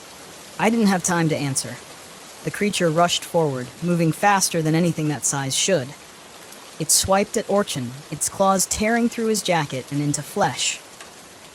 Orchin screamed and fell to the ground. Run! I shouted. Patel and I bolted toward what we hoped was the exit. Behind us, I could hear the creature making wet, heavy footsteps, and Orchin's cries were abruptly cut off. Don't look back, I yelled. We stumbled through the darkness, the flashlight's beam flickering as I ran. The cave seemed to twist and turn, each passage looking the same. This way, Patel called, pointing to a faint glimmer of light. We dashed toward it, emerging from the cave just as rain began to pour. The daylight was fading, and the forest was shrouded in mist. "Where's Orchin?" Patel asked between gasps. I shook my head. "We can't go back." He looked at me, panic in his eyes. "We can't just leave him." Before I could respond, a deep, throaty sound emanated from the cave entrance, a menacing noise that sent a chill through me. "We have to move," I said firmly. We ran into the forest, the rain making the ground slick. Branches whipped at our faces as we pushed through the underbrush. Behind us, I could hear the crashing of something large moving through the trees. Over here, I pointed to a fallen log that formed a partial shelter. We ducked beneath it, trying to catch our breath. My heart was pounding so loudly I was sure it would give us away. "David, what was that thing?" Patel whispered. "I don't know," I admitted, "but it killed Marcus and Orchin." He stared at me, fear etched on his face. "Do you think it followed us?" As if in response, a tree nearby snapped, falling to the ground with a thunderous crash. "We can't stay here," I said. "We need to make it back to the station." "That's at least 5 miles from here," Patel said. "In this weather, we'll never make it." I thought for a moment. "There's an old ranger outpost about a mile east. If we can get there, we might be able to radio for help." He nodded. "Let's go." We crawled out from under the log and began moving east, keeping low and trying to stay as quiet as possible. The rain continued to pour, and the forest floor was turning to mud. "Why did I sign up for this job?" Patel muttered. "Should have listened to my mother and become a dentist." "Yeah, but then you'd have to deal with people flossing only right before appointments," I said, attempting a weak smile. He actually chuckled. "Fair point." Suddenly, a figure loomed ahead of us. We froze, but then realized it was just an old, twisted tree. "Jumpier than a cat in a room full of rocking chairs," I muttered. We pressed on, and finally the outpost came into view. A small wooden cabin elevated on stilts. "Almost there," I said. We climbed the steps and burst through the door. The interior was dusty, but the equipment looked intact. "See if the radio works," I told Patel. He fiddled with the knobs while I secured the door, propping a chair under the handle for good measure. "Mayday, mayday," Patel spoke into the radio. "This is Ranger Patel requesting immediate assistance." Static crackled in response. "Keep trying," I said. I searched the cabin for anything useful. In a closet, I found a flare gun and a box of flares. "Better than nothing," I murmured. "David, I think I've got something," Patel exclaimed. A voice came through the static. "This is Ranger Station Alpha. Patel, is that you?" "Yes, we're at Outpost 3. We need immediate assistance. There's something out here." "Copy that. A rescue team is en route. ETA 1 hour. 1 hour? Patel looked at me grimly. "We just need to hold out until then," I said. As if on cue, a heavy thud hit the side of the cabin. The whole structure shook. "It's here," Patel whispered. I loaded the flare gun and motioned for him to stay quiet. Another thud, this time against the door. The wood creaked, and the door frame splintered. "Come on, you ugly brute," I muttered under my breath. A clawed hand smashed through the window, shards of glass flying across the room. The creature's arm groped blindly, its nails scratching the air. I took aim and fired the flare gun. The flare shot out, striking the creature's arm. It recoiled with a screech, the fiery light illuminating its distorted figure. "That bought us some time," I said. "Look," Patel pointed out the window. The creature was thrashing about, the flare still burning against its skin. It stumbled back into the forest, disappearing from sight. "Do you think it'll come back?" Patel asked. "Probably," I admitted, "but maybe we can make a run for it while it's distracted." He nodded. "Better than waiting here like sitting ducks." We gathered what we could, another flare gun for Patel and a couple of sturdy branches to use as makeshift clubs. "Ready?" I asked. "Not really, but let's go anyway," he replied. We exited the cabin cautiously, scanning the area for any signs of movement. The rain had let up slightly, but the ground was still treacherous. "Head south," I said. "The rescue team will likely come from that direction." We moved quickly, our senses on high alert. Every rustle of leaves or snap of a twig set my nerves on edge. "What's black, white, and red all over?" Patel whispered. I glanced at him, puzzled. "What?" "A newspaper," he said with a weak grin. "Just thought a bad joke might lighten the mood." I snorted. "That's terrible." "Yeah, well, it's the best I got under pressure." We continued on, and for a moment, it seemed like we might actually make it. Then from behind us, a terrifying roar echoed through the trees. "It's back!" Patel shouted. We broke into a sprint. The creature was closing in, its heavy footsteps gaining on us. Up ahead, I pointed to a clearing where the trees parted. As we burst into the open space, the ground suddenly gave way beneath us. We tumbled down a slope, coming to rest in a shallow pit. "You okay?" I asked, coughing. "Yeah," Patel replied, wincing as he stood up. The creature appeared at the edge of the pit, glaring down at us, its eyes reflecting primal rage. "Together?" I asked, raising my makeshift club.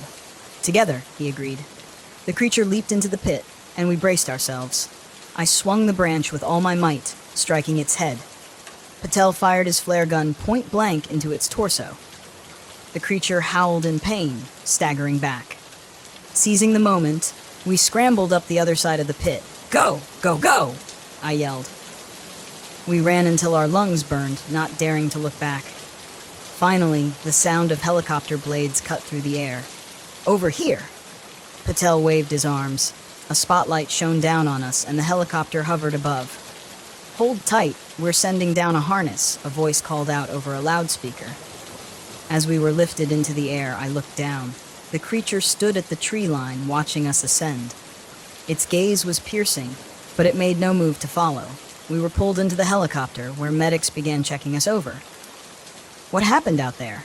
one of them asked. I exchanged a glance with Patel. "It's a long story," I said. Back at the ranger station, authorities recovered the remains of Marcus and Orchin. The cave was sealed off, and an investigation was launched. No official explanation was given for what we encountered. In the final report, the incident was classified as a tragic animal attack, cause unknown.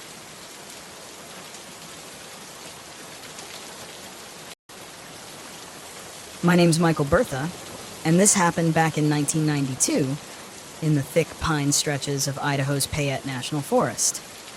Now, I'm not some storytelling type, but when you've seen what I've seen, it sits with you whether you want it to or not. I've been with the Forest Service nearly a decade, mostly search and rescue, but I don't really get a thrill out of finding folks lost off the trails. It's just a job, pays the bills and keeps my folks from worrying too much. But this wasn't a typical day at work. The call came in just past noon. 2 teenagers had gone missing around Lake Cascade while hiking, and their mom swore up and down that they wouldn't have wandered off the marked trails. Typical, I thought. Parents always claim their kids are not the type to take risks, and they end up climbing a cliffside or venturing miles off the paths. I radioed in, grabbed my pack, and met up with my buddy Charlotte at the ranger station. We'd handled plenty of search missions together, so we had our system down pat. By the time we started the hike, the sun was a half-hearted glow behind thick clouds, casting a dim grayness over the woods. We headed up the main trail, our boots crunching over the underbrush and fallen pine needles. I remember making some wisecrack about the kids probably sitting by the lake with no cell signal, blissfully unaware of the mini-panic they'd sparked. Charlotte chuckled and responded with something about making up for our overtime with the stash of cold beers back at the station. Just another day on the job, so I thought. It wasn't long before we hit signs of trouble. About a mile up, we found what looked like a small campsite. A few scattered granola bar wrappers, a disposable camera, and a dirty sweatshirt lying next to a patch of trampled ferns. But there was something off about the setup. It didn't feel like kids were lounging around here. It felt more like someone had run through. The air was heavy, and I could smell this rank, earthy stench that was wrong for the forest. Charlotte raised an eyebrow at me like he was feeling it too. We called out a few times, half expecting the teens to stumble out of the bushes, embarrassed and red-faced, but nothing stirred except a few startled birds in that eerie silence that fills the gaps where sounds should be. I knelt down, trying to get a sense of what had gone down here. There was a sharp imprint in the dirt, something like a claw mark, but wider and deeper than any animal I'd seen in these woods. I brushed my fingers over it, feeling the jagged lines. Whatever made that wasn't anything natural. "You seeing this?" I asked. Charlotte had spotted something farther up, a chunk of what looked like torn fabric caught on a low-hanging branch. It was a piece of a t-shirt, stained dark, likely blood. I felt a chill settle over me then, a realization that whatever was out here wasn't just a wild animal. We both knew when to trust our gut, and my gut was screaming that we were in over our heads. We pressed on, calling their names, but now every rustle in the bushes had me glancing over my shoulder. About a mile deeper into the woods we found the first body. It was one of the teens, a boy, face down with his arm twisted under him at an unnatural angle. His body was mangled in a way that no mountain lion or bear would have done. His torso was scratched open, not by claws, but by something else, something that seemed to tear rather than slash. Charlotte stepped back, a grimace on his face, muttering something I didn't quite catch. We checked for signs of life, even though it was obvious we'd be wasting our time. He was gone. Worse yet, the terror etched onto his face told us this was no accident, no animal mishap. It was a hunt. We radioed back to the station, giving as calm a report as we could manage. They told us to stay put. Backup was on the way. But Charlotte and I exchanged a look, sitting still in the woods with God knows what lurking around. Not likely. We agreed to find higher ground and keep watch until help arrived, but something told me that wouldn't be enough. Just as we started back toward a nearby ridge, we heard a faint sound, a low, uneven clicking, like stones scraping together. It was rhythmic and unnatural, like it had intent behind it. Charlotte raised his flashlight, sweeping it in a wide arc. I followed his beam, and for a moment we saw nothing but trees and shadows. Then, between two thick pines, a shape appeared. It was unlike anything I'd seen, like a mix between a lizard and something much larger. It moved low to the ground, with a long, scaly body and limbs that looked almost human in shape, though bent and twisted in a way that no human could ever walk. Its skin was dark and rough, patched with what looked like scales. But the strangest part was its head, elongated, with a wide, flat mouth and jagged rows of what I can only describe as crocodile-like teeth. Charlotte and I froze. The thing paused, raising its head as if it sensed us. Then, with a sharp hiss, it lunged forward. I didn't have time to think. My instincts took over, and I yanked Charlotte to the side just as it shot past us, swiping the air with a clawed arm. We bolted up the ridge, tripping over roots and rocks in our haste. But it was on us, relentless, snapping its jaws and thrashing the underbrush with every step. I remember yelling at Charlotte to split off, hoping to confuse it or at least buy us some time. He hesitated, but the look on my face must have convinced him, and he veered off to the left. I dove to the right, dodging trees and scrambling up a small incline. Behind me, I could hear it crashing through the forest, tearing at anything in its path. There was no mercy, no pause. It was like it had locked onto us, hungry and unyielding. I lost track of Charlotte in the chaos, my mind racing as I looked for any place to hide. I spotted a small crevice between two rocks and dove in, pressing myself flat against the earth, hoping it would lose my scent. But then I heard the unmistakable sound of Charlotte's scream cutting through the forest. It was short, choked off, and I knew he'd met the same fate as the teenager back at the campsite. The clicking sound grew fainter, and I dared to lift my head. My legs were numb, my heart pounding so hard I thought it might give me away. But the forest around me was silent again. I stayed hidden for what felt like hours, watching the trees, waiting for any sign of movement. When I was sure it was safe, I crawled out, my legs unsteady, and started the long trek back to the station alone. When I returned to the ranger station, the backup was just arriving. They looked at me like I'd gone mad when I tried to explain what happened. They asked about Charlotte, and I told them the truth, as much as they would believe. We went back out to search, but we only found remnants, torn pieces of clothing, broken branches, and drag marks leading deeper into the forest. No sign of Charlotte, no bodies, nothing to prove what we'd seen except my own word. Months later, I did some digging, trying to find any hint of what that creature was. Local legends spoke of a predator, something that roamed these woods centuries ago, rumored to be a guardian or a curse, depending on who you asked. They called it the Leshy, a name whispered by those who claimed to have seen it before vanishing into the wilderness.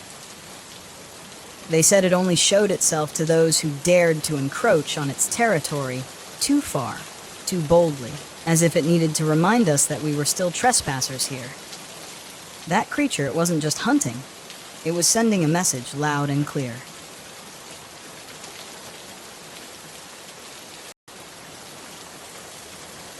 I wasn't running away from my problems. I was just trying to get some space.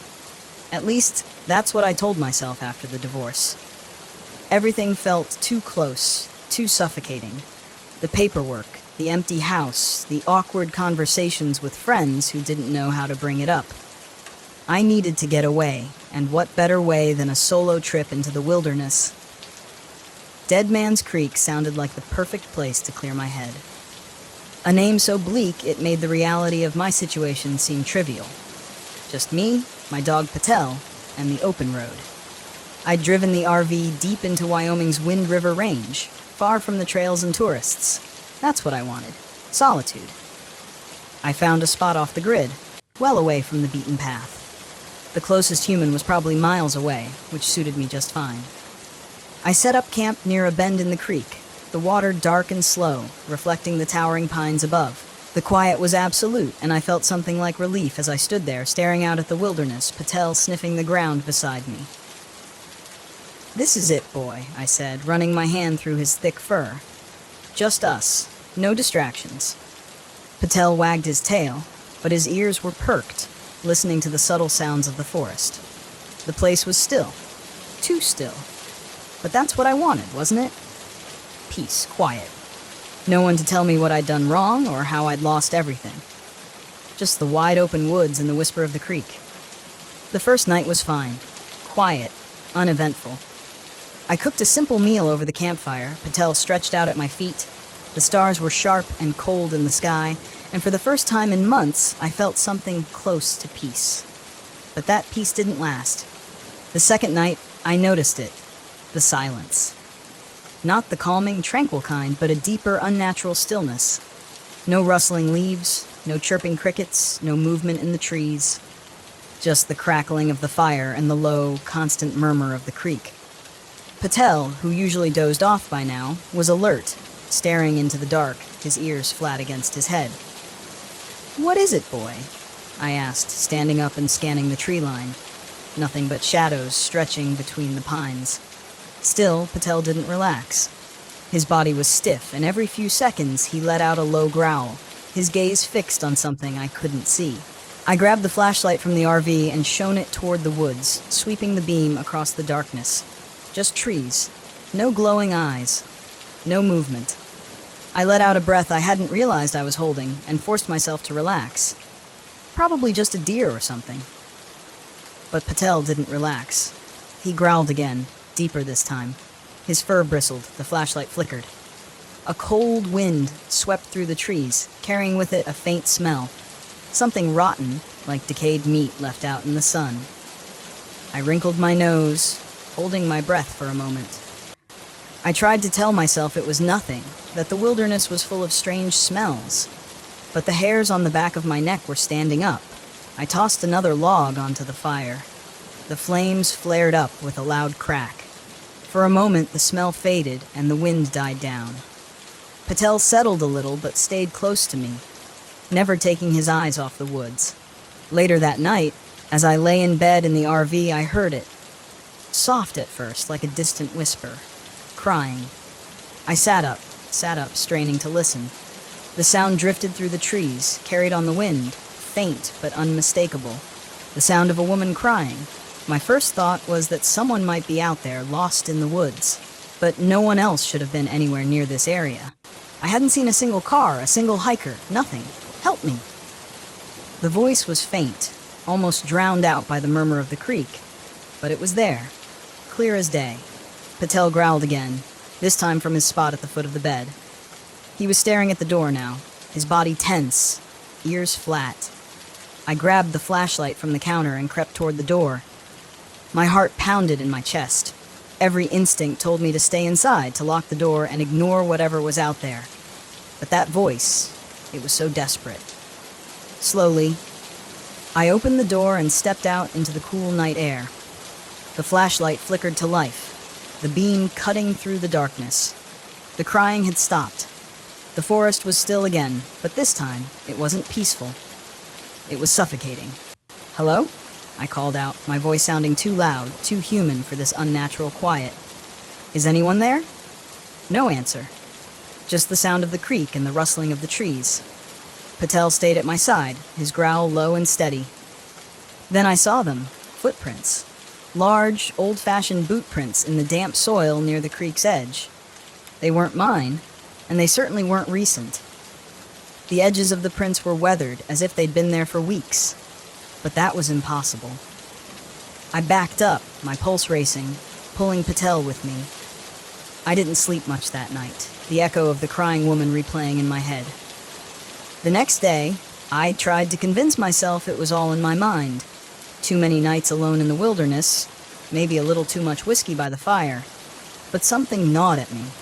Those boot prints, the voice, the smell of rot. Something was wrong here.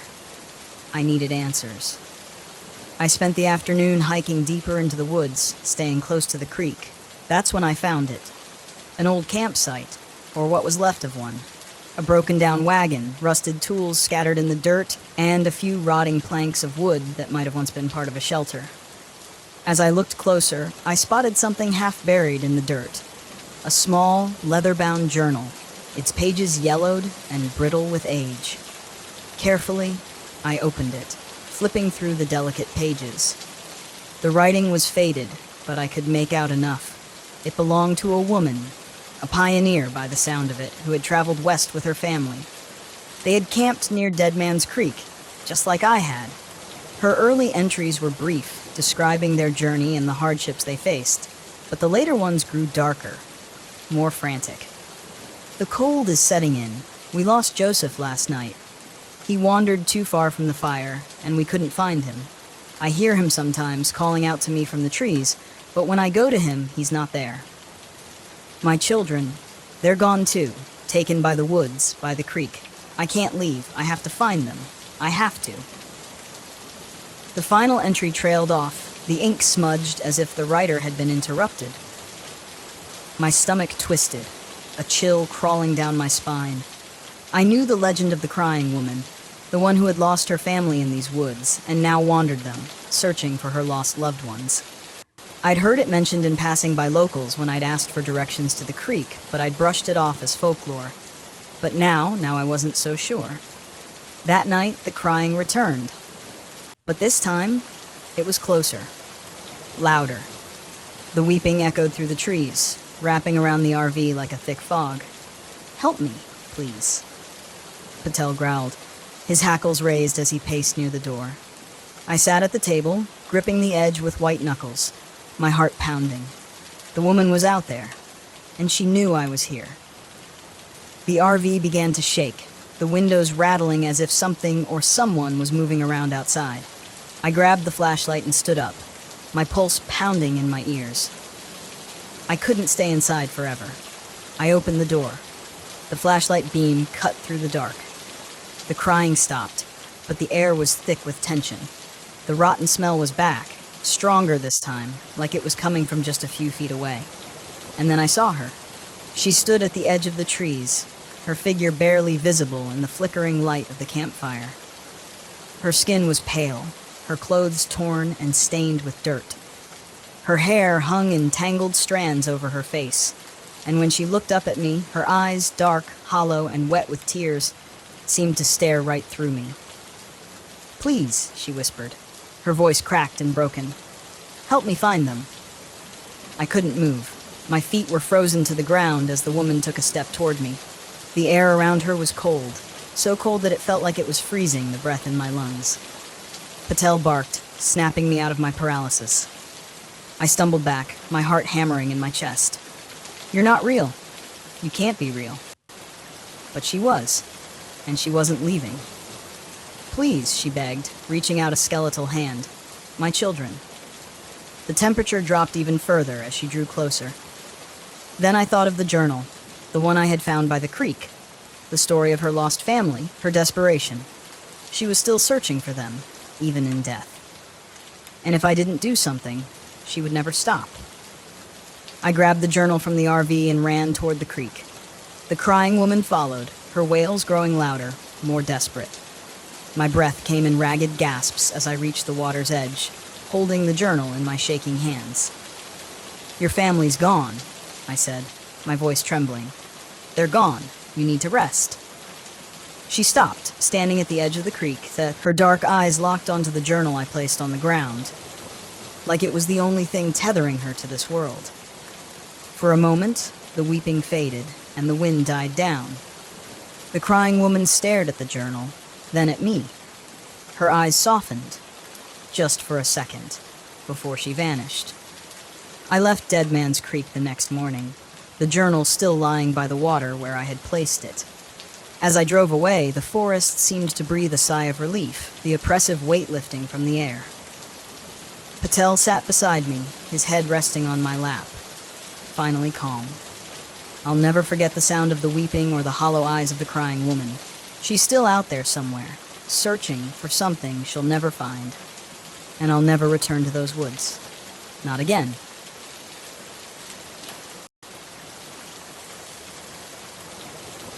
I came to the Pine Barrens for peace, solitude.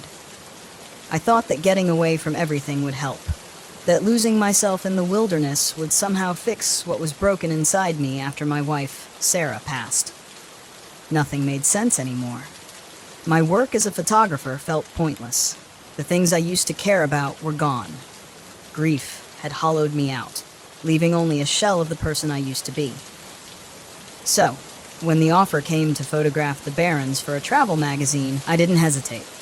I packed up my RV, grabbed my camera, and hit the road. The Pine Barrens had always intrigued me with their dense forests and twisted folklore. But I wasn't here for ghost stories. I was here to work, to focus on something other than my own loss. Or at least that's what I told myself. It was the second night when I first saw them. The lights. I had spent the day photographing the eerie, quiet beauty of the Barrens. The way the pines stretched up toward the sky like skeletal fingers. The sandy trails winding through dense underbrush. By the time I returned to my RV, the sky was already dark, stars barely visible through the thick canopy above. It was the kind of stillness I had been craving, the perfect backdrop for my long exposure night shots. I set up my camera, aiming toward the trees, capturing the stillness of the forest beneath the stars. As I clicked through the shots, I noticed something strange in the frames. Small, glowing orbs in the distance. At first, I assumed they were fireflies or maybe even distant lanterns. But these lights were too bright, too concentrated. They hovered just beyond the tree line, flickering in and out of focus as if dancing in the air. I looked up from the camera, squinting into the dark. Nothing. The lights were gone. I frowned, checking the screen again. There they were, clear as day. Pale, round orbs glowing softly in the distance, just out of reach. I rubbed my eyes, telling myself it was a trick of the camera, some glitch or reflection I couldn't quite explain. The rational part of my mind dismissed it, but something else, a quiet, nagging feeling in the pit of my stomach, told me something wasn't right. I didn't sleep well that night. Even inside the RV, with the doors locked and the curtains drawn, I couldn't shake the feeling that those lights were still out there, watching. The next morning, I pushed the strange encounter aside and decided to venture deeper into the forest. The barrens were an endless maze of pine trees and narrow, winding trails, and I wanted to capture the desolation, the beauty of the place. I slung my camera over my shoulder and set off, keeping an eye on my GPS to make sure I didn't get lost. The deeper I went, the more unsettling the forest became. The trees seemed to close in around me, their branches twisting like gnarled hands. The air was thick and heavy, the kind of stillness that felt unnatural. There were no birds, no rustling of leaves, just silence. I tried to ignore the growing sense of unease. I was here to work, not to get spooked by old legends. But as I walked, I couldn't shake the feeling that something was off. My compass, which had been working fine all morning, it suddenly started spinning erratically. The needle swung wildly in every direction. My phone lost signal, the GPS cutting out entirely. I stopped, staring down at the malfunctioning devices in my hands. I was good with directions, had spent years hiking camping in places far more remote than this. But now, standing in the heart of the barrens, I couldn't tell which way I'd come from. And the trees all looked the same. The wind picked up, carrying with it a faint whisper. It was so soft, I wasn't sure I'd even heard it at first. Just the wind, I told myself, trying to shake off the creeping anxiety. I started to walk back toward the RV, retracing my steps as best I could. That's when I heard it again. Whispers, like distant voices carried on the breeze. Back at camp, I felt the full weight of isolation pressing down on me. The whispers from earlier hadn't stopped. If anything, they'd grown louder, clearer. As the day turned into night, I told myself it was nothing, that I was just on edge from being alone out here. But as darkness fell and the oppressive stillness of the forest closed in, I found myself constantly looking over my shoulder, expecting to see something lurking in the shadows. I decided to review the photos I'd taken that day, hoping the distraction would calm my nerves. As I scrolled through the images, something caught my eye. The lights. There they were again, hovering just at the edge of the frame, bright and unmistakable. They flickered in the distance, glowing softly against the dark backdrop of the trees. I zoomed in, trying to make sense of what I was seeing, but the closer I looked, the more the lights seemed to blur, as if they were shifting, moving in some unnatural way. I glanced up from the screen, and my heart stopped. The lights weren't just in the photos, they were outside. I rushed to the window, pulling back the curtain, and there, just beyond the trees, I saw them. Pale, glowing orbs floating silently in the darkness. They pulsed gently, like they were beckoning me, drawing me in. I felt a strange pull, an almost physical urge to step outside, to follow the lights into the woods. I told myself it was ridiculous, that I was being irrational, but the more I stared, the stronger the pull became. Before I knew it, I was grabbing my camera and heading for the door. The forest was darker than it should have been. The thick canopy blocked out any trace of moonlight. The lights moved ahead of me, hovering just out of reach, flickering in and out of sight as they led me deeper into the trees. I kept telling myself that I was only following them to figure out what they were, to get the perfect shot for my blog. But deep down, I knew that wasn't the whole truth. There was something else drawing me forward, something I couldn't explain. The deeper I went, the more disoriented I became. The trees seemed to close in around me, twisting and warping. Their shapes blurred in the darkness. My footsteps felt heavy, sluggish, like the ground was pulling at me, slowing me down. The lights, however, remained just out of reach, always moving a little farther ahead, urging me to follow. And then I heard it, Sarah's voice. Nate. I stopped dead in my tracks, my heart hammering in my chest. Nate, come back to me.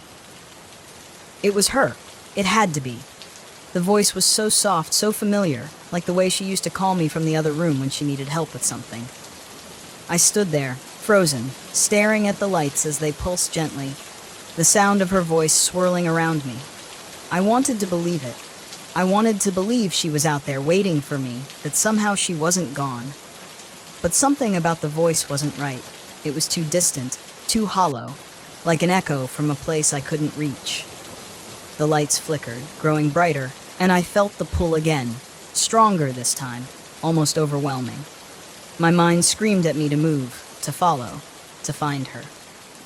But something deep in my gut told me not to.